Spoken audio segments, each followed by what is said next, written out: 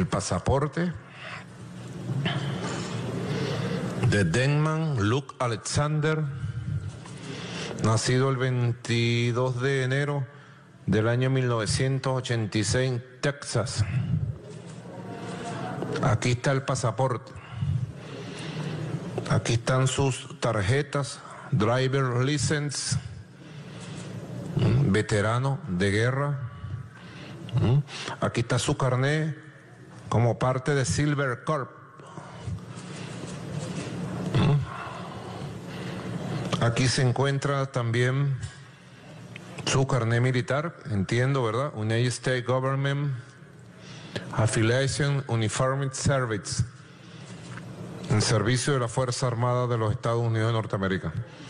Oído, oído.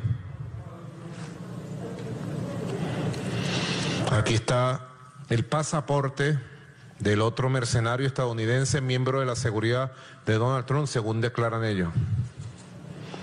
Barry Ironsep, nacido el 15 de mayo de 1978 en Texas, Estados Unidos. Están también algunos de sus carnets, todos sus materiales, todos sus documentos están en nuestra posesión. Identificación de veterano. Correcto.